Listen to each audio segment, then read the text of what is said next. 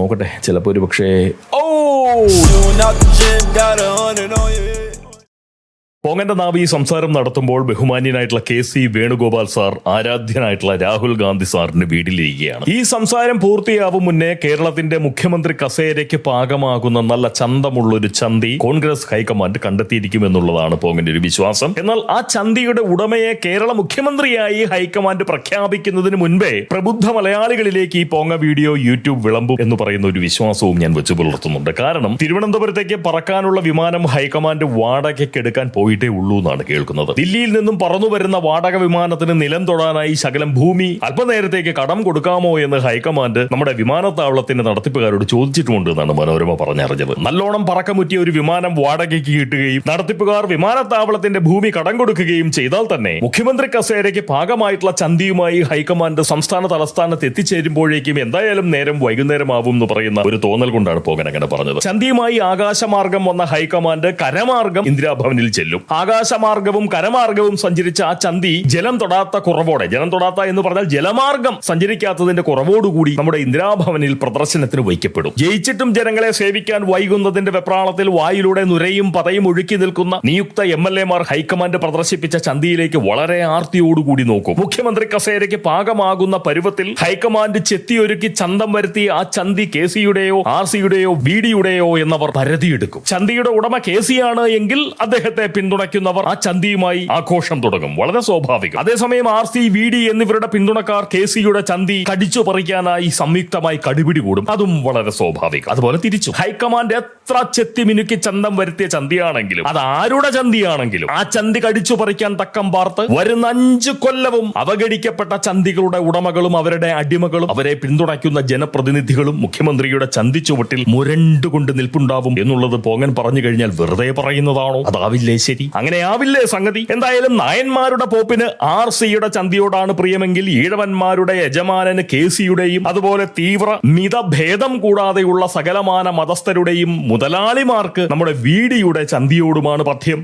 അല്ലേ? അതുപോലെ ക്രൈസ്തവർക്ക് സണ്ണി ജോസഫിന്റെ ചന്തി കസേര മത്സരത്തിൽ പങ്കെടുക്കാത്തതിൽ നൈരാശ്യമുണ്ടെന്നാണ് പ്രബുദ്ധ കേരളത്തിലെ പ്രമുഖ നിരീക്ഷകരുടെ അഭിപ്രായം. അങ്ങനെയും കേൾക്കുന്നുണ്ട്. സാമ്പ്രദായിക മാധ്യമ മാഫിയക്കാർക്കും കൃത്യമായ ചന്തിപക്ഷമുണ്ട് കേട്ടോ. പുരാതന കേരളത്തിൽ കമ്മികളും കൊങ്ങികളുമായി കഴിഞ്ഞിരുന്ന 2ാം നിരക്കാരും അതുപോലെ തന്നെ 3ാം തരക്കാരുമായ മാധ്യമ പ്രവർത്തകരിൽ കച്ചവട ബുദ്ധിയും കൗശലബോധവും കൂടിയവർ കൂട്ടത്തോടെ യൂട്യൂബ് ചാനൽ തുടങ്ങി ഡോളർ സമ്പാദനം ആരംഭിച്ചിട്ടുണ്ടല്ലോ അല്ലെ? അത്തരം ഡിജിറ്റൽ മാപ്രകളും ഓരോരോ ചന്തിയിലായി അവരുടെ താല്പര്യങ്ങൾ നിക്ഷേപിച്ചിട്ടുണ്ട്. നമ്മുടെ ഈ മാധ്യമ കേരളത്തിൽ വേണ്ടത്ര ക്ലച്ചുപിടുത്തം കിട്ടാതെ പോയിട്ടുള്ള പഴയകാല മാപ്രകളിൽ കുശാഗ്ര ബുദ്ധിയുള്ള ചിലർ സംഘടിത ബുദ്ധിയുടെ ആവശ്യകത തിരിച്ചറിഞ്ഞു തുടങ്ങിയിട്ടുള്ള ഹൈന്ദവരെയും അതുപോലെ തന്നെ സംഘികളെയും സമൂലം വഞ്ചിച്ച് സംഘികളുടെ സ്വന്തം മാധ്യമ സിൻഡിക്കേറ്റായി നാവാടുന്നത് നമ്മളിപ്പോൾ കാണുന്നുണ്ട് അല്ലെ? അവരും അവരുടേതായിട്ടുള്ള ചില ചന്തി താല്പര്യങ്ങൾ പുലർത്തുന്നതായി കാണുന്നുണ്ട്.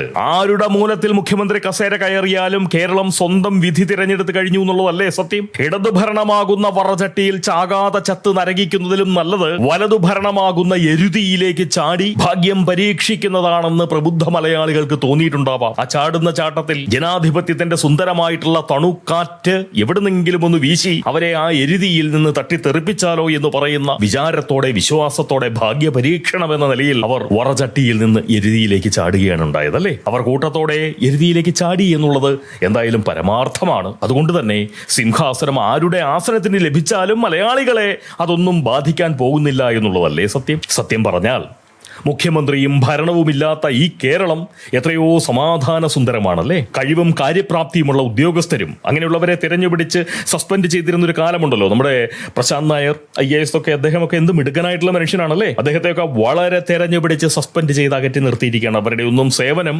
നമുക്ക് ലഭിക്കാതിരിക്കാൻ വേണ്ടി. എന്തായാലും കഴിവും കാര്യപ്രാപ്തിയും ഒക്കെ ഉള്ള ഉദ്യോഗസ്ഥരും സഹജീവി സ്നേഹവും ന്യായചിന്തയുമുള്ള പോലീസുകാരും നീതിബോധവും ധർമ്മബുദ്ധിയുമുള്ള ന്യായാധിപന്മാരും സത്യപ്രേമവും ആദർശശുദ്ധിയുമുള്ള അഭിഭാഷകരും എല്ലാത്തിന്റെയും നാഥനായി യോഗ്യനായിട്ടുള്ള ഗവർണറും സുശക്തമായിട്ടുള്ള ഒരു കേന്ദ്ര ഭരണവുമുള്ളപ്പോൾ സത്യത്തിൽ കേരളത്തിന് മന്ത്രിമാരും മുഖ്യമന്ത്രിമാരും ജനപ്രതിനിധികളും ഒന്നും ഇല്ലാത്തതാണ് നല്ലതല്ലേ? കഴിഞ്ഞ ഏതാനും ദിവസങ്ങൾ കൊണ്ട് എനിക്കതാണ് തോന്നിയത് കേട്ടോ.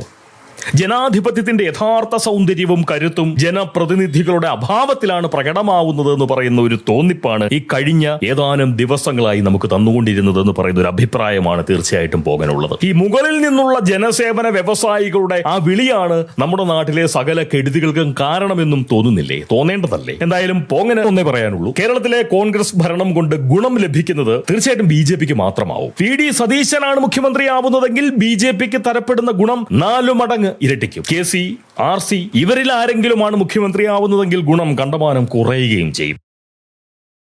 അതിന്റെ കാരണം പോകാൻ പിന്നീട് പറയാം. ഇപ്പോൾ പറയേണ്ടതല്ലെങ്കിൽ കൂടി ഒരു കാര്യം BJP നേതൃത്വത്തിന്റെ മനസ്സിൽ ഇരിക്കുവാൻ വേണ്ടി പോകാൻ ഒന്ന് സൂചിപ്പിച്ചു പോയിക്കോളാം. അതായത് ദേശസ്നേഹവും ഹൈന്ദവ കൂറും സമം ചാലിച്ച് നാവിൽ പുരട്ടിക്കൊണ്ട് രാജ്യസ്നേഹമുള്ള ഹൈന്ദവരെ നിഷ്പ്രയാസം പാട്ടിലാക്കിയിട്ടുള്ള പഴയകാല കമ്മിമാപ്രകളും അല്ലെങ്കിൽ കമ്മി കൊങ്ങിമാപ്രകളും ആത്മീയവാദികളും അതിഭക്തരുമായിട്ടുള്ള നിഷ്കളങ്ക ഹൈന്ദവരെ കുഞ്ഞാടുകളാക്കിയിട്ടുള്ള ദൈവക്കച്ചവടക്കാരുമൊക്കെ ഈ കോൺഗ്രസ് ഭരണകാലത്ത് വോട്ട് ബാങ്ക് നടത്തിപ്പുകാരായി മാറിക്കൊണ്ട് BJPയോട് വിലപേശാൻ വന്നിരിക്കും എന്ന കാര്യവും തീർച്ചയായിട്ടും BJP മനസ്സിൽ വയ്ക്കണം. BJPയിൽ ഇനിയും കടുത്ത ഗ്രൂപ്പ് വഴക്ക് അവതരിപ്പിക്കാൻ സംഖ്യകളുടെ മാധ്യമ സിൻഡിക്കേറ്റായി കളം പിടിക്കുന്ന ചില ഡിമാപ്രകൾ വളരെ ആത്മാർത്ഥമായി ശ്രമിക്കുന്നുണ്ട്. തിരിച്ചറിഞ്ഞ് കരുതലെടുത്താൽ അത് BJPക്ക് വളരെ ഗുണം ചെയ്യും. തീർച്ചയായിട്ടും ഒപ്പം ഹൈന്ദവ സമൂഹത്തിനും അത് ഗുണമേ ചെയ്യൂ.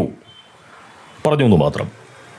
എന്തായാലും ഹൈക്കമാൻഡ് ചെത്തി ചന്തം വരുത്തിയ ചന്തിയുടെ ഉടമയ്ക്ക് പോകന്റെ ആത്മാർത്ഥമായിട്ടുള്ള ആശംസകൾ. ഇക്കണ്ട ജനങ്ങളൊക്കെ പൊളിഞ്ഞു പാളീസായി പോകാൻ സാധ്യതയുള്ള ഭരണമാകുമെന്നുള്ള വിചാരത്തോടുകൂടി നേരിടാൻ പോകുന്ന, അനുഭവിക്കാൻ പോകുന്ന ഈ ഭരണത്തെ തീർച്ചയായിട്ടും വളരെ സുന്ദരമാക്കാൻ സാധിക്കുമെങ്കിൽ അത് ഇപ്പോൾ നിയോഗിക്കപ്പെടുന്ന, തിരഞ്ഞെടുക്കപ്പെടുന്ന ചന്തിയുടെ ഉടമയുടെ കഴിവായി മാറുമെന്നുള്ളത് കൊണ്ട് നിങ്ങൾക്ക് അതിന് സാധിക്കട്ടെ. അങ്ങനെ സാധിച്ചാൽ അതിന്റെ ഗുണം ഞങ്ങളെപ്പോലുള്ള പൗരന്മാർക്കാകുമെന്നറിയാവുന്നത് കൊണ്ടാണ് തീർച്ചയായിട്ടും ഞാൻ അങ്ങനെ ആത്മാർത്ഥമായി ആശംസിക്കുന്നത്. നിങ്ങൾക്ക് എല്ലാ നന്മകളും.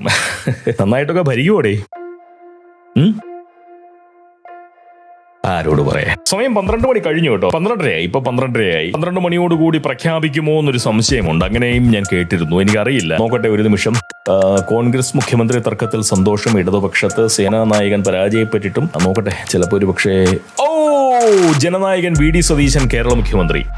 അപ്പോൾ ആ ചന്തിയുടെ ഉടമ VD സതീശനാണ്. തീർച്ചയായിട്ടും അദ്ദേഹത്തിന്റെ കവിളുകൾ പോലെ സുന്ദരമായിട്ടുള്ള ചന്തി ഇനി നമ്മുടെ സംസ്ഥാന മുഖ്യമന്ത്രിയുടെ സിംഹാസനത്തിൽ അദ്ദേഹത്തിന്റെ ചന്തി അങ്ങോട്ടേക്ക് ഉറക്കും. ജനനായകൻ തീർച്ചയായിട്ടും വളരെ നല്ലത്, സന്തോഷം. നമുക്ക് നോക്കാം. പിന്നെ പറഞ്ഞതുപോലെ ഇത് VD ആയതുകൊണ്ട് 4 മടങ്ങ് ഗുണമേ തീർച്ചയായിട്ടും BJPക്ക് ഇത് ചെയ്യുള്ളൂ. നന്നായി, നല്ലത്.